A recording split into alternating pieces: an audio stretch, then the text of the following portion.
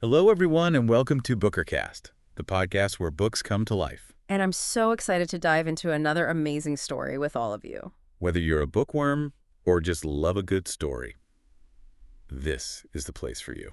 Every episode, we explore incredible books, talk about their stories and characters, and share insights that'll make you fall in love with reading all over again.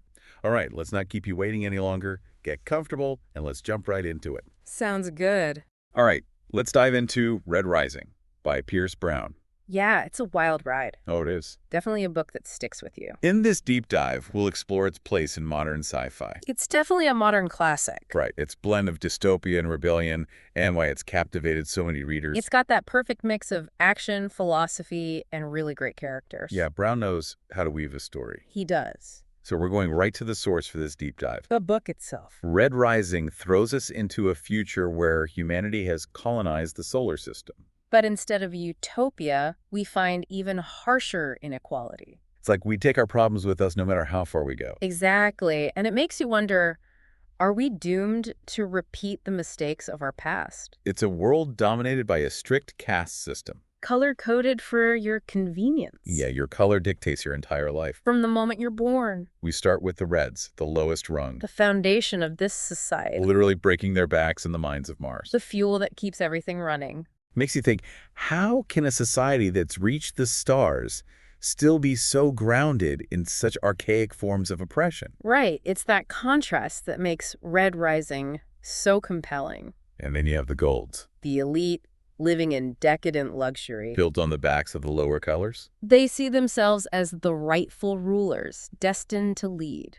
But Brown doesn't just present a black and white scenario. He gives us glimpses into the Gold's perspective, their beliefs, their justifications. Which makes you question, can anyone truly be blameless in a system built on exploitation? It's a question that haunts Darrow throughout the story. Darrow, our protagonist, a red miner, He's the heart of the story. he experiences the brutality of this system firsthand. His life is hard, but he finds hope in his wife, Io. Their love story is so powerful. It is. It gives you a glimpse of humanity in this harsh world. But then tragedy strikes. Io is unjustly executed for singing a forbidden song. Just a small act of defiance. But for the Golds, it's a threat to their control. And this loss, this injustice, ignites a fire in Darrow. It's the turning point. Yeah, it's what pushes him toward the Sons of Heirs. This underground rebel group fighting against Gold tyranny. And so begins his journey toward revenge. A journey that will transform him in ways he could never imagine. Because to fight the Golds, he has to become one of them. Right, he undergoes this radical transformation, physically and mentally, to infiltrate their world. The carving, as it's called in the book. Brutal but necessary. It's not just about changing his appearance. It's about stripping away his identity, molding him into a weapon. And then he enters the Institute. The Gold's elite training academy, where the next generation of leaders is forged. It's almost like stepping into another world, A world of opulent cruelty. where ambition and ruthlessness are prized above all else. The Institute is a pressure cooker designed to weed out the weak. And at the heart of it all is the Passage. A brutal trial that pits the students against each other in a fight for survival. It's a turning point for Darrow, He's forced to adapt to the Gold's way of thinking. to embrace their tactics, their cruelty, even betray those he cares about. It's a moral minefield, and he's walking a tightrope the whole way. It makes you wonder, how does he navigate this without losing himself completely? It's a question that keeps you on the edge of your seat throughout the book. Yeah, you're constantly questioning how far is he willing to go. How much is he willing to sacrifice? And as Darrow dives deeper into this world, He starts to see cracks in the Gold facade. right, not everyone conforms to the stereotype, There are those who question the system, who yearn for something more. like Mustang. A cunning and ambitious Gold, but with a hidden depth. Initially, she seems like an antagonist. But there's more to her than meets the eye. She represents those who are born into the system but aren't entirely consumed by it. It makes you wonder, how much free will does anyone truly have in a society as rigid as this one? It's this complexity that makes the story so much more than a simple fight against evil. Right, there's a lot of gray area. It seems like every character, even the seemingly villainous ones, have layers to them. Oh, absolutely. So you're thrust into this world captivated by Darrow's struggle. You're rooting for him, but you also question his methods. And then there's the constant suspense. Brown doesn't shy away from shocking twists and betrayals. He keeps you guessing, wondering who to trust. It's a wild ride, for sure. So far, we've seen how Darrow transforms himself to infiltrate gold society, how he grapples with questions of identity and morality. And this is just the beginning. Oh, yeah, things are about to get even more intense. As Darrow dives deeper into the world of the golds. He'll uncover secrets, form alliances, and face challenges that will test his limits. Forcing him to confront the true cost of rebellion. And we'll delve into all of that in our next part. It's going to be good. Oh, it is. Definitely a lot to unpack. Stay tuned. We'll be right back. Okay, so we've covered the oppressive society, Darrow's transformation, those brutal challenges at the Institute, and it feels like with every step toward his goal, another sacrifice is demanded. It makes you think, right? Is there a point where it becomes too much? Like, when do those sacrifices outweigh the fight for freedom?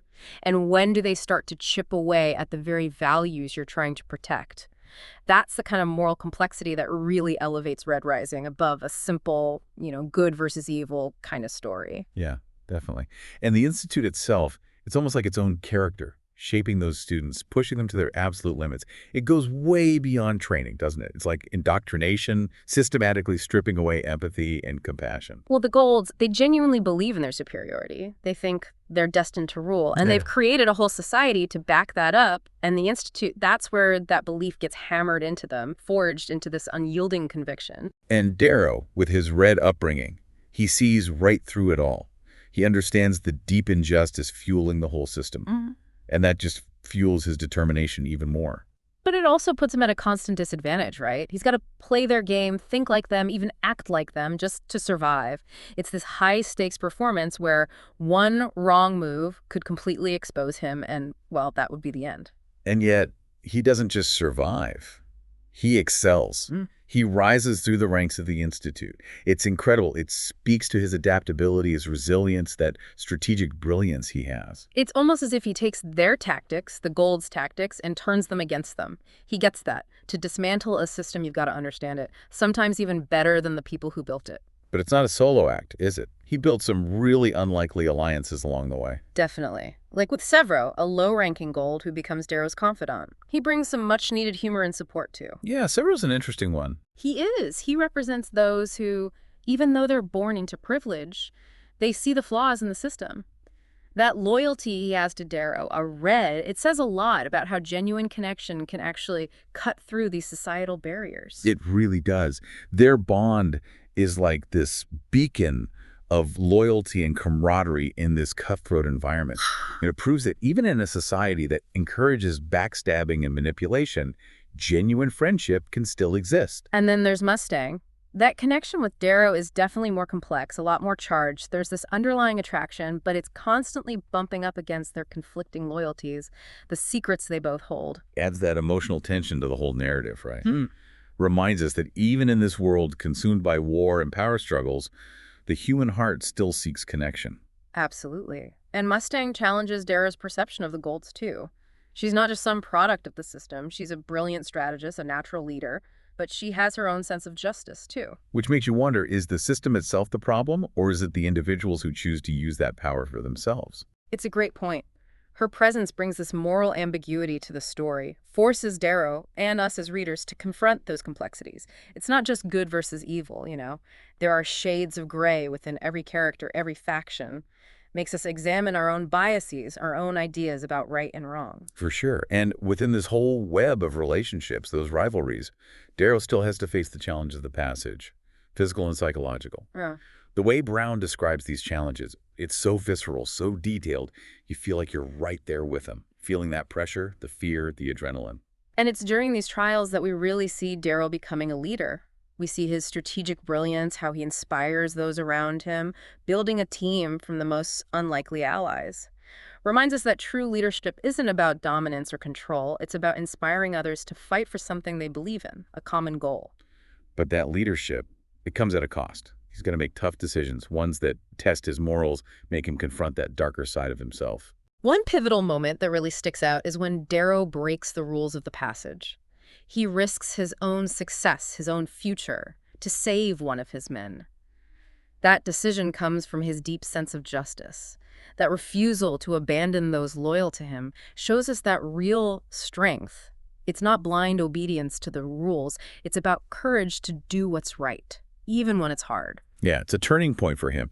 He's not just playing their game anymore, he's starting to rewrite the rules, challenging the foundation of this whole society. But in doing so, he's showing his hand, exposing himself to those who want to see him destroyed. And that's where the tension really ramps up. The passage becomes more than just a game, it's a battleground. A fight for survival where every single move Darrow makes could be victory or utter defeat. And Brown keeps you on the edge of your seat the whole time, throwing in twists and turns you never see coming. You're always wondering, who can you trust? What's real and what's just manipulation?